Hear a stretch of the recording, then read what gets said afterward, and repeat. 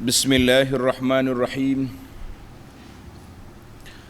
Alhamdulillahi rabbil alamin. Wa bihi nasta'in ala umurid dunya waddin. Wassalatu wassalam ala al-mab'uthi rahmatan lil alamin. Nabiyyina wa habibina wa qudwatina Muhammad ibn Abdillah wa ala alihi wa sahbihi wa man walah. Amma ba'du. Muslimin dan muslimat, para jemaah, para pelajar, pencinta Al-Quran, pencinta ilmu sekalian, Assalamualaikum warahmatullahi wabarakatuh. Alhamdulillah, syukur kita kepada Allah Azza wa Jalla kerana pada pagi ini 23 hari bulan 3 2022 kita teruskan pengajian kita dalam tafsir Suratul Ghafir atau surah Al-Mu'min, surah yang ke-40, juzuk yang ke-24. Surah yang ke-40, juzuk yang ke-berapa? Juzuk yang ke-24. Bagi jemaah yang ada tafsir pimpinan Ar-Rahman, edisi Jawi, muka surat 1022. 1022. Tajuk yang kita akan bincang pada hari ini iaitulah tentang orang kafir mula menyesal setelah dia berada dalam neraka. Masuk kubur menyesal dah, tapi di akhirat esok menyatakan penyesalannya. Buat rayuan nak balik semula ke dunia boleh, minta keluar daripada neraka boleh. Jawabnya, semua orang yang melakukan syirik mereka tidak akan keluar dari neraka, na'udzubillah. Karena itulah di akhir ayat yang kita akan bincang ini, fad'ullaha mukhlishina lahuddin walau karihal kafirun. Naklah kita menyeru, ajak orang sembahlah Allah Azza wa Jalla dengan ikhlaskan ibadat kepadanya. Janganlah ada unsur-unsur perbuatan syirik di dalam amalan, di dalam perbuatan kita, para jemaah sekalian. Baik, seperti biasa kita akan mula dulu dengan membaca ayat, kemudian kita pergi kepada huraiannya insya-Allah. Tengok muka surat 1022 yang Jawi punya. Rumi cari dia punya ayat. Ayat 10 surah Al-Mu'min ataupun surah Al-Ghafir. Surah Ghafir atau surah Al-Mu'min. Dia dua nama. A'udzu billahis samii'il 'aliim minasy syaithaanir rajiim. Innal ladzina kafaru yunadawna lamaqtullahi akbaru min maqtikum anfusakum إذ تدعون إلى الإيمان فتكفرون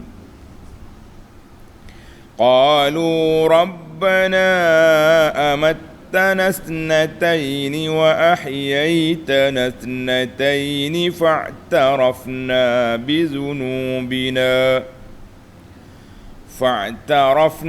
بذنوبنا فهل إلى خروج من سبيل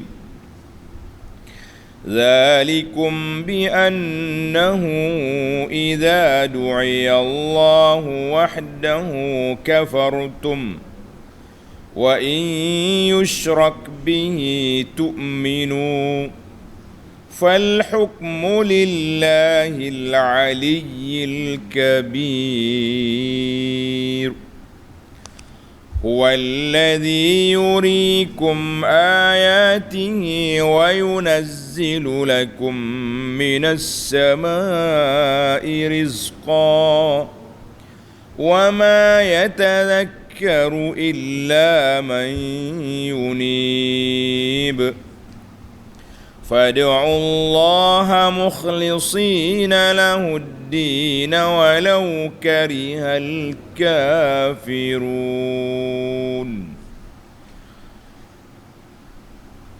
Balik kita kepada ayat 10.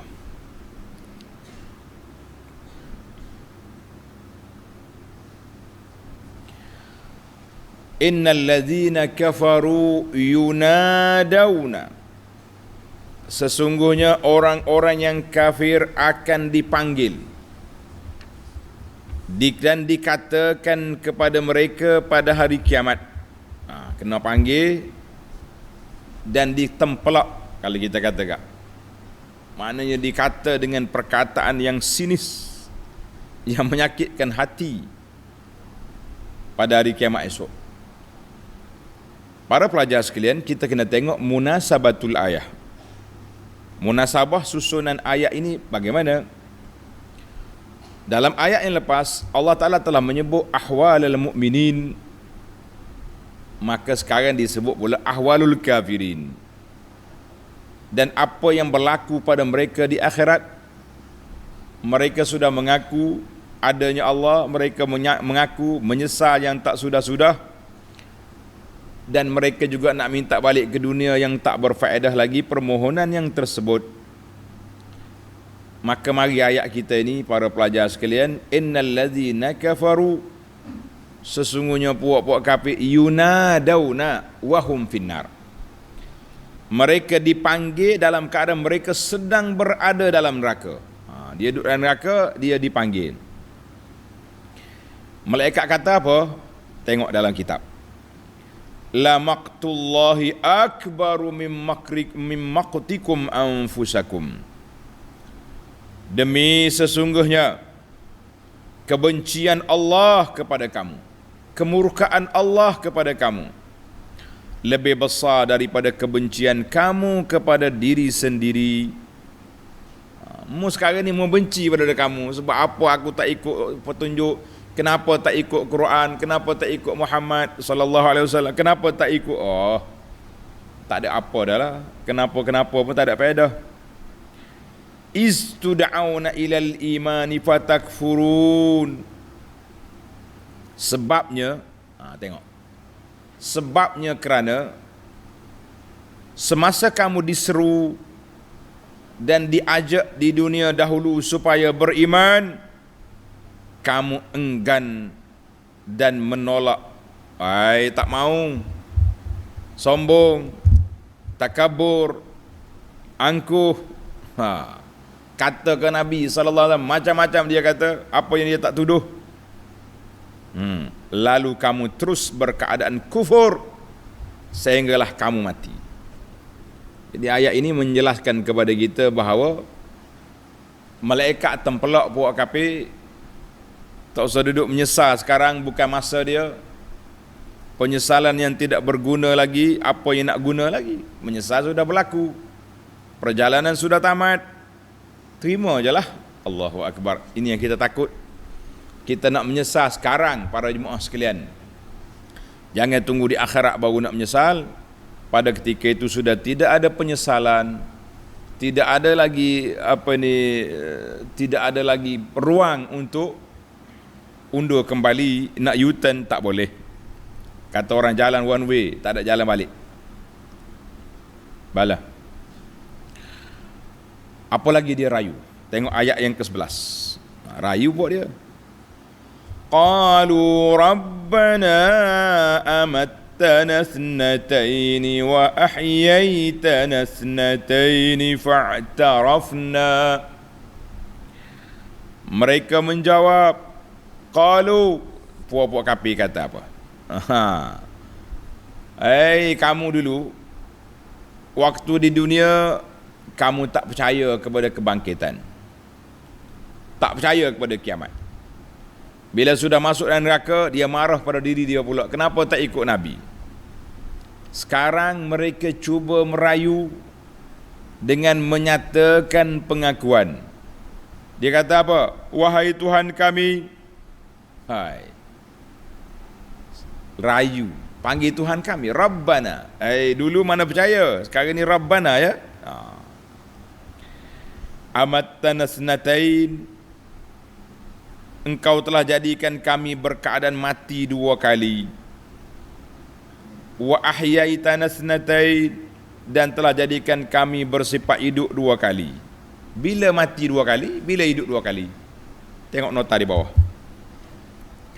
Nota 1549, mereka dimatikan 2 kali. Yang mereka maksudkan ialah kali yang pertama semasa mereka mula diciptakan.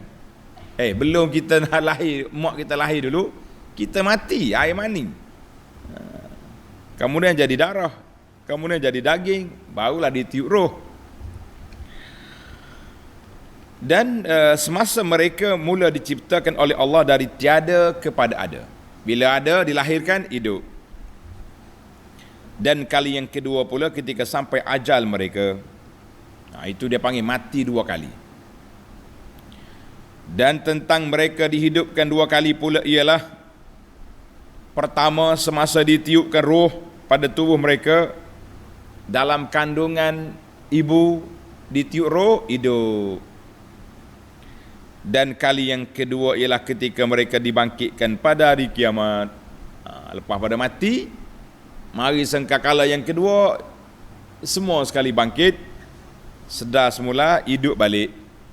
Dia buat rayuan kepada Allah. Ya Allah, kami dah ikrar, kami sudah mengaku, kami sudah tahu, kami mati 2 kali, hidup 2 kali sekarang. Apa jadi? Fa'aqarru, ketika itu mereka ikrar, mereka mengaku. Tapi masa sudah tamat. Walaupun begitu, mencuba nasib, kata orang, mencuba nasib. Fahal ila khurujim min sabil. Oleh itu, adakah sebarang jalan untuk kami keluar dari neraka? Adakah ruang? Kita dah mengaku sekarang, jawab dia penyesalan yang tidak berguna, pengakuan yang tidak berfaedah, tak usahlah buat rayuan. Tak usah buat rayuan. Jadi kita sekarang ni, para jemaah sekalian, sebelum sampai di sini, sebelum buat rayuan, kita rayu dulu atas dunia ni. Rayu nafsu kita, rayu jiwa kita, rayu apa yang kita ada sekarang supaya kembali kepada Allah sebelum kita mati. Tafsir kepada ayat ini, para pelajar tengok surah Al-Baqarah ayat 28. Surah Al-Baqarah ayat 28. Kaifa takfuruna billahi wa kuntum amwata fa ahyakum thumma yumitukum thumma yuhyikum thumma ilaihi turja'un. Allah tanya, tengok ayat ni. Kaifa takfurun billah. Bagaimana kamu nak kufur dengan Allah? Kamu dulu mati, Allah hidupkan. Kemudian mati balik, Allah Ta'ala hidup balik di akhirat esok. Kemudian kepada Allah kamu akan dikembalikan. Ini ayat Al-Baqarah 28. Kemudian bila mereka mengaku, fa'tarafna bizunubina, sekarang kami mengaku dah dengan dosa-dosa kami. Ayat ini ditafsirkan ayat dengan surah Al-Mulk. Surah Al-Mulk yang menjadi bacaan kita malam-malam, ayat 10 dengan ayat 11, dia kata apa? Wa qalu law kunna nasma'u aw na'qilu ma kunna fi ashabis sa'ir. Ya Allah, tak ada faedah dah. Wa qalu, berkatalah ahli-ahli neraka, lau kunna nasma'u na'qil, kalau kita dengar ya nasihat Nabi dulu, kalau kita berakal fikir baik-baik, tak jadilah kita penduduk neraka. Fa'tarafu bidzambihim, mereka telah mengakui dosa-dosa mereka. Fasuhqan li ashabis sa'ir, celakalah bagi orang ahli neraka. Na'udzubillah. Ini sebab malam-malam kita diminta supaya baca surah Al-Mulk. Kenapa? Supaya kita fikir, supaya kita sentiasa bermuhasabah, ulang kaji diri kita ni nak pergi ke mana. Kita nak tidur, kita baca surah ni. Kalau kita faham, kita menangis. Kalau tak faham, terjenera begitu ya. Allahu Akbar. Baiklah para jemaah sekalian. Fahal ila khurujin min sabil? Adakah jalan kami nak keluar daripada neraka? Jawabnya tak ada jalan dah. Duduklah situ engkau. Mari kita pindah kepada ayat 12. ذلكم بأنه إذا دعي الله وحده كفرتم وإن يشرك به تؤمنوا فالحكم لله العلي الكبير. Lalu dikatakan kepada mereka, kafir, Alhamdulillah, azab yang kamu berada padanya itu adalah dari kerana keadaan kamu apabila Allah yang Maha Esa sahaja diseru dan diajak, mari sembah Allah, tauhid kepada Allah, jauhkan syirik, kamu kufur dan menolak cara bertauhid itu. Dan apabila dipersekutukan sesuatu dengan Allah, kamu percaya dan menerima bawaan syirik itu, fal hukmu lillah, maka kuasa menjalankan keadilan adalah hak Allah yang tertinggi dari segala apa yang disekutukan, lagi amat besar pemerintahannya. Tak boleh nak apa adalah dia panggil barang sudah gazet, tunggu je lah kat situ apa sudah jadi. Jadi bila dia minta fahal ila khurujin min sabil, ada ke jalan lepas, jalan yang boleh menyelamatkan kami, jalan yang boleh keluarkan kami daripada neraka, maka dijawab zalik, kamu dulu telah dipanggil untuk beriman, kamu tak mau, kamu sombong, sekarang ni tak ada jalan lagi nak keluar daripada neraka, duduk itu. Allahu Akbar. Bila orang ajak syirik, happy sangat. Bila ajak tauhid, perli-perli, nganyi, kata orang, nganyi, perli, suka-suka, kata macam-macam. Allahu Akbar. Ambil contoh satu ayat mereka perli, kan? Dalam surah As-Saffat, ayat 35 dan 36. Innahum kanu idza qila lahum la ilaha illallah yastakbirun. Puak kafir ni bila kita ajak mari la ilaha illallah, sombong, angkuh, takabur, tak mau terima. Wa yaquluna a inna latariku alihatina li syairim majnun. Agahnya puakmu. Mereka kata apa? Kita nak tinggal Tuhan kami kerana penyair yang gila ini. Allah, astagfirullahaladzim. Sampai hati engkau kafir, kata ke Nabi kita gila. La haula wala quwata illa billah. Tapi di akhirat esok kesombongan tu ambil lah. Engkau terimalah apa yang engkau nak. Maka Allah kata apa? Fal hukmu lillahil aliyil kabir. Segala keputusan al-qada'u, pemutus hukum yang adil di antara hamba-hamba Allah hanya bagi Allah Azza wa Jalla Al-Aliyyil Qadir, yang maha tinggi, yang maha agung, yang maha besar, yang maha berkuasa, Zil Kibriya'i wal Azamah, yang mempunyai keagungan dan kemegahan. Allahu Akbar. Tak ada siapa yang boleh buat. Sebagaimana Allah gambarkan dalam surah Al-Kahfi ayat 26, wala yusyriku fi hukmihi ahada. Tak ada siapa musyarakah dalam hukuman ketetapan Allah. Tak ada seorang pun yang ada kuasa untuk bersama. Tak ada kuasa. Al-hukmu lillah, kuasa itu bagi Allah semata-mata. Mari kita pindah pula kepada ayat 13. Ayat nak menyatakan tentang kepentingan berakidah dan juga kepentingan mencari rezeki.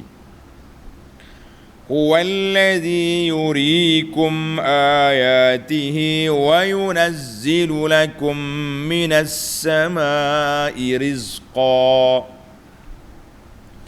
wa ma yatadhakkaru illa man yunib. Dialah Tuhan yang memperlihatkan kepada kamu tanda-tanda keesaannya. Mula-mula Allah tunjuk kuasa dia, wahdaniyah dia, kekuasaan Allah Azza wa Jalla, tanda-tanda keesaannya wahdaniyah, dan kekuasaannya kudrat untuk kehidupan rohani kamu. Ini untuk ruhi. Dan Allah yang menurunkan untuk jasmani kamu sebab-sebab rezeki dari langit. Rezeki punca rezeki itu mari dari mana? Mari dari langit. Mari dari langit. Mari dari langit.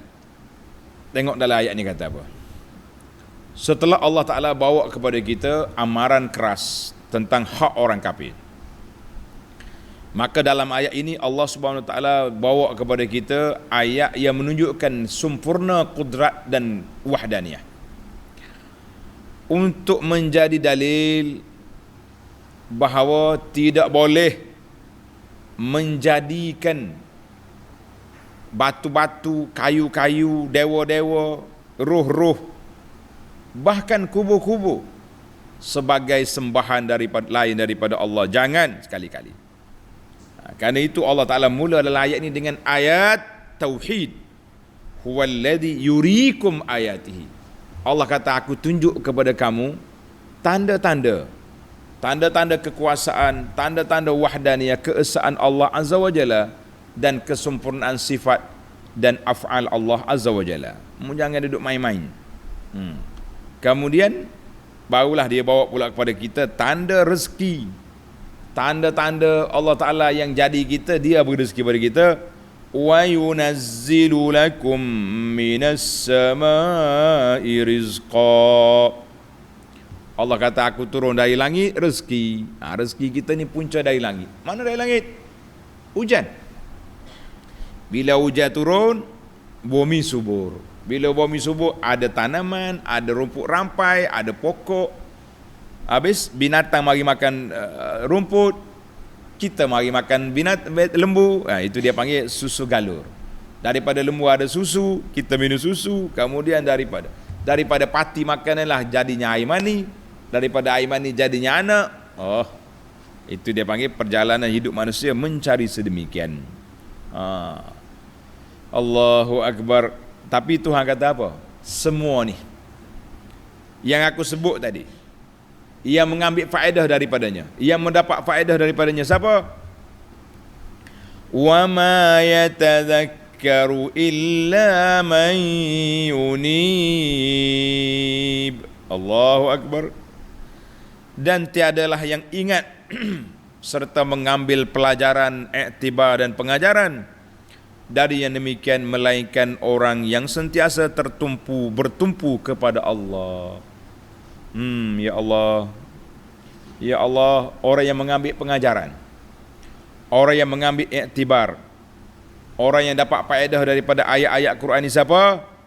Orang yang kembali kepada Allah dengan tauhid, meninggalkan syirik, kufur, maksiat, dan kembali kepada iman dan ketaatan, barulah dia mendapat faedah.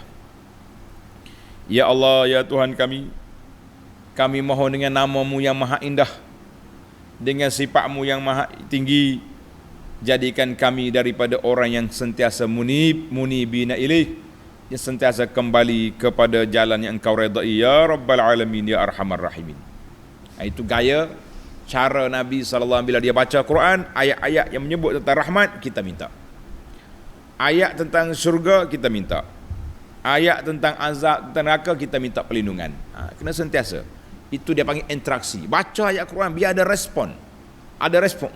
Ya Allah. Allah sebut, Allah puji orang yang dapat faedah daripada ayat ini siapa? Munib. Orang yang kembali kepada Allah. Kita pun doa, ya Allah, jadikan kami daripada orang yang munib, orang yang kembali kepada-Mu, ya Rabbal Alamin. Kemudian Allah beri kepada kita garis panduan jalan selamat. Apa dia jalan selamat? Tengok ayat terakhir dalam CD ini, ayat 14. Fad'ullaha mukhlishina lahuddin walau karihal kafirun. Fad'ullaha mukhlishina lahuddin. Oleh itu maka sembahlah kamu akan Allah dengan mengikhlaskan ibadat kepadanya. Ayat ini ayat seruan kepada tauhid, murnikan akidah. Janganlah dengan bawaan syirik. Sekalipun orang-orang kafir tidak menyukai amalan kamu yang demikian. Kafir mana enggak nak suka? Kafir mana nak suka? Kita ajak pada tauhid. Bahkan bukan sahaja kafir, kita sama-sama Islam ni pun, bila kita ajak kembali kepada Quran dengan tafsiran yang muktabar daripada para ulama salafus salih, kita ajak kembali kepada sunnah Nabi sallallahu alaihi wasallam dengan kefahaman yang benar, kefahaman yang disarah oleh para ulama kita. Ada yang menggelupur, dia kata ni apa pula?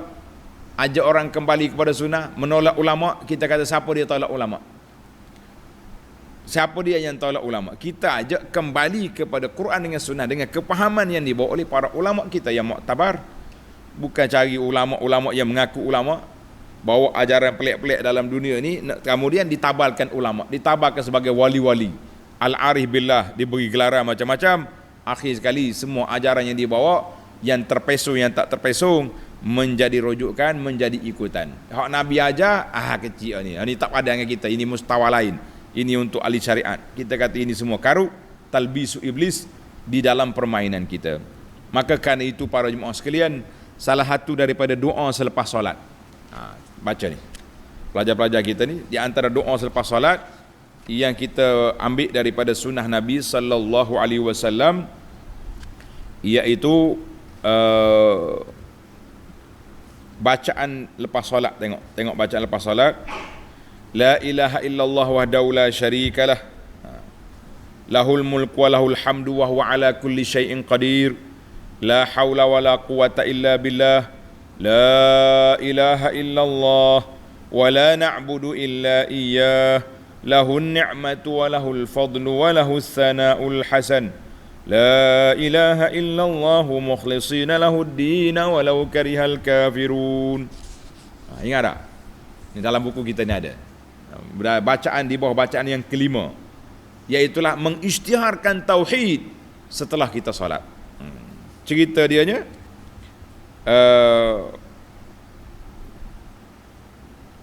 kata di Abdullah bin Az-Zubair radhiyallahu anhu, Rasulullah sallallahu alaihi wasallam baca doa ni setiap kali lepas dia solat. Dia baca doa ni. Jadi kita kenapa kita nak baca? Cari bacaan yang kelima ni selepas solat. Dan juga bacaan ini sudah ada dalam kad kuning kita ni, alhamdulillah. Dalam kad kuning sudah ada.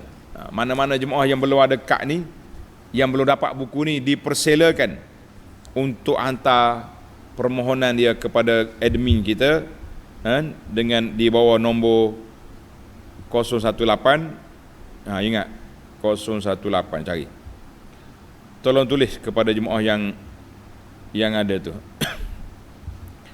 018 9000, mana 3 kali 0 kemudian 235. Tulis, kata saya nak buku zikir pagi petang dan juga zikir lepas solat kad kuning ni. InsyaAllah anda akan dilayan dalam masa yang terdekat. Alhamdulillah. Ini di antara doa yang dibaca oleh Nabi SAW, dibaca oleh para sahabat, kita juga kena baca. Ana rasa gembira apabila pelajar-pelajar kita yang tua, yang muda sudah hafal zikir ni. Kan lepas solat tak perlu kita melaung kuat-kuat, cukup masing-masing baca zikir. Pelajar-pelajar yang baru ni kena hafal belakang ni. Kenapa kita nak ambil zikir yang lain, sedangkan zikir yang maksur daripada Nabi sallallahu alaihi wasallam sudah ada? Cukuplah kita berpuas hati kita. Kalau kita mati, kita nak jumpa dengan Nabi sallallahu alaihi wasallam. Bila kita tahu Nabi, kita kata kita zikir apa yang diajar oleh Rasulullah sallallahu alaihi wasallam. Bahagia kita nanti insya-Allah.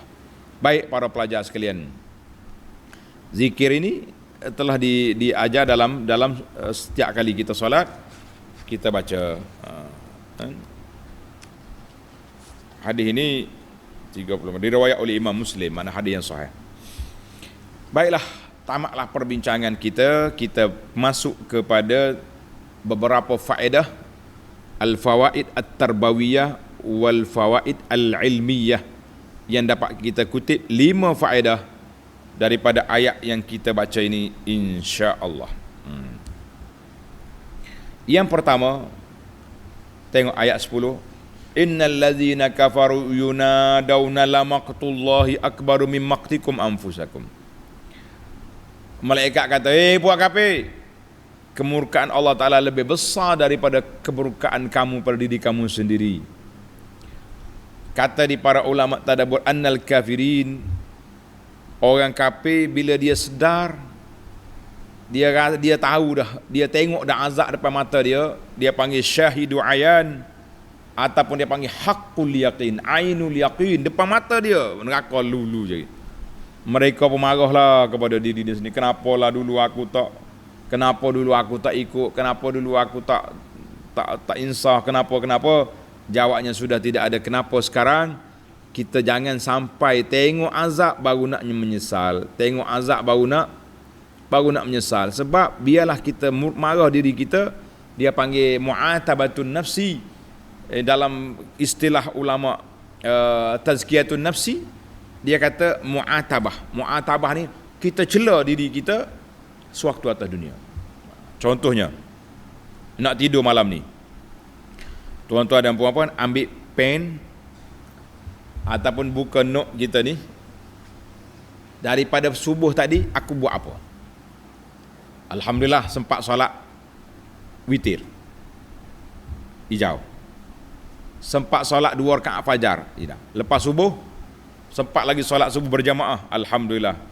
Sempat zikir pagi, sempat ikut kuliah Abu Anas contoh. Kemudian lepas tu okey lagi, sempat solat duha. Keluar daripada rumah, pergi makan sarapan pagi, jumpa geng kawan, duk kutuk orang, maknanya awalnya cantik, di tengahnya rusak. Ketika itu kita pergi lagi sampai ke malam, tengok mana. Jadi waktu di mana tempat kerusakan, kita mu'atabah, kita cela diri kita. Mu ni nafsu, tak habis-habis lagi mengumpat orang. Mu tahu ke tidak dosa besar? Kita beristighfar, kita tobat. Sebelum kita kena marah kepada diri kita, sekarang sebelum kita marah di akhirat, yang la yanfa'un nadam, yang tidak ada manfaat, segala penyesalan. Ini dia panggil kaedah. Kita baca ayat ini, kita tadabbur bahawa kita nak cela nafsu kita sekarang.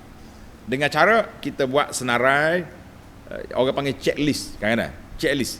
Tengok senarai. Hari ni alhamdulillah tak ada yang mencalarkan jiwa kita. Kita tak mengumpat orang, kita tak mengata orang. Kita kata alhamdulillah, kita kekalkan prestasi ini esok insya-Allah. Tidur dalam keadaan baik. Tapi kalau terjebak dengan benda tak baik, situlah kita mu'atabah dan kita muhasabah. Buat janji dengan Allah, esok aku tak nak ulang lagi benda yang sama. Boleh ke tak boleh? Kata insya-Allah boleh. Faedah yang kedua, tengok dalam ayat ini Allah kata apa?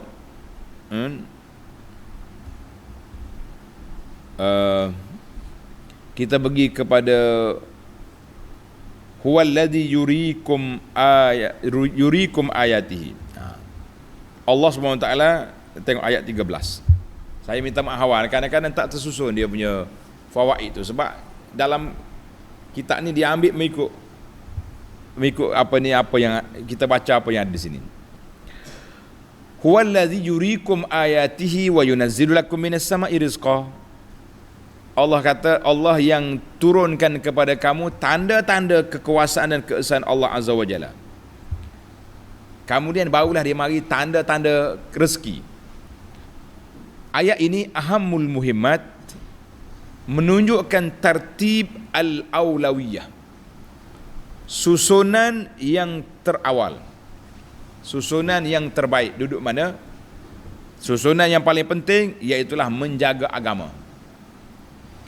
Kemudian masalihul abdan, menjaga body.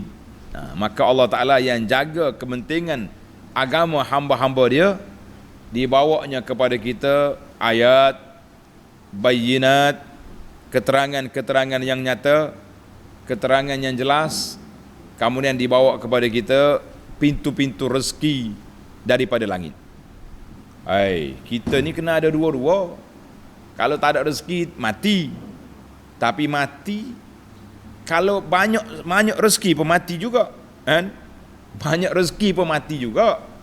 Siapa kata tak mati? Tetapi kita kena ingat,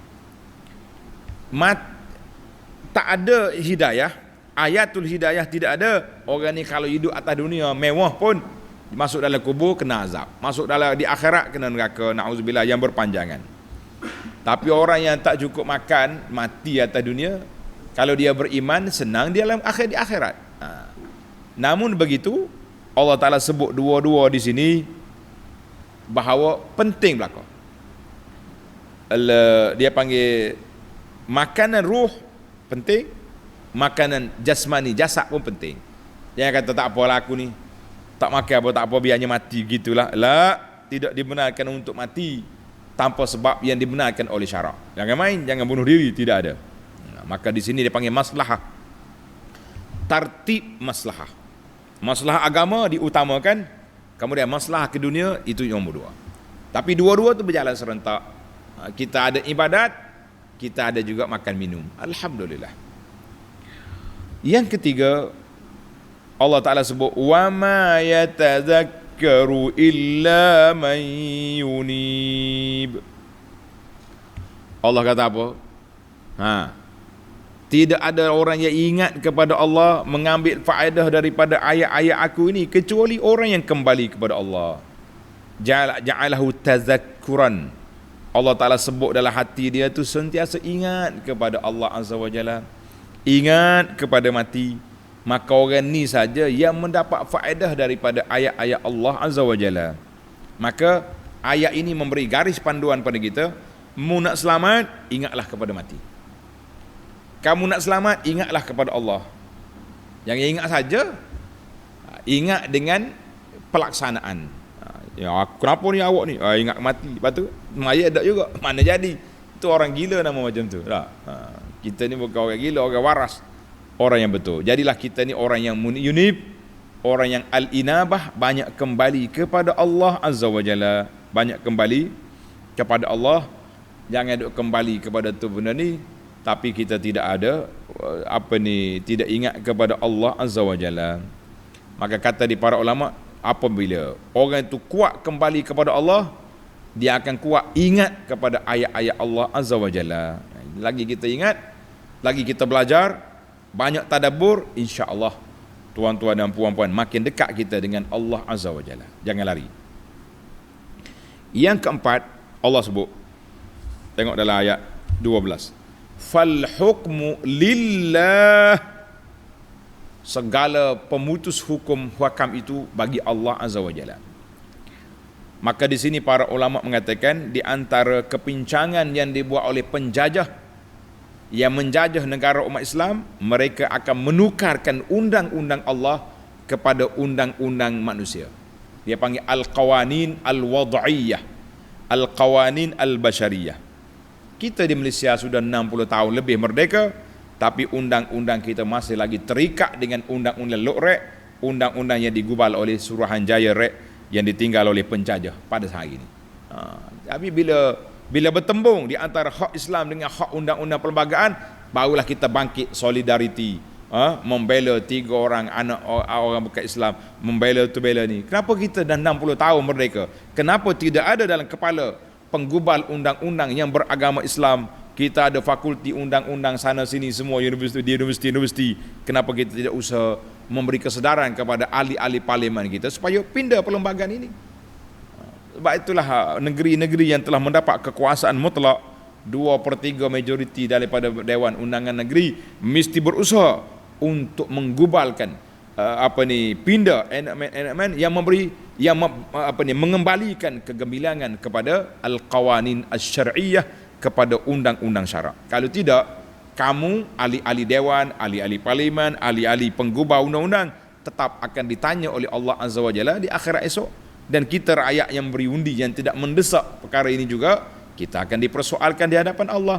Fal hukmu lillah, undang-undang itu asy-syari'atul ilahiyah la al-qawanin al-wad'iyah. Kembalikan kepada syariat Allah, jangan berpegang dengan undang-undang kafir. Tapi apa boleh buat, 60 tahun baru nak sedar. Sekali kita kena langgar kepada ke mahkamah tinggi sibil, barulah kita celak mata, merempak umat Islam dalam negara sendiri dengan dari sudut undang-undang. Ia menafsirkan undang-undang juga hakim-hakim yang beragama Islam. Tapi apa boleh buat? Mereka terikat dalam perlembagaan, yang tak ubah perlembagaan pemerintah. Baik, kita pergi kepada yang terakhir, yang kelima. Allah kata fad'ullaha mukhlishina lahuddin walau karihal kafirun. Oleh itu sembahlah kamu akan dengan ikhlas walaupun dibenci oleh orang kafir. Jadi wujubu ikhlasul ibadati lillah.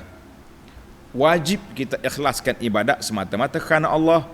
Jangan palingkan ibadat kita kepada makhluk-makhluk yang lain, kepada dewa-dewa, kepada apa-apa saja benda lain daripada Allah. Jangan sekali-kali. Dan kita tetap di atas tauhid walaupun dibenci oleh orang-orang yang membenci. Sekarang ni para jemaah sekalian, bila kita ajak manusia murnikan tauhid, tinggalkan benda-benda yang boleh bawa pada syirik, kita dituduh pula ustaz mensyirikkan orang. Kita ajar benda ni boleh bawa kepada syirik, dia kata mensyirikkan orang. Bila kita kata ini amalan sunnah, ini amalan bid'ah, dia tuduh ini pendakwah ni suka membid'ahkan orang.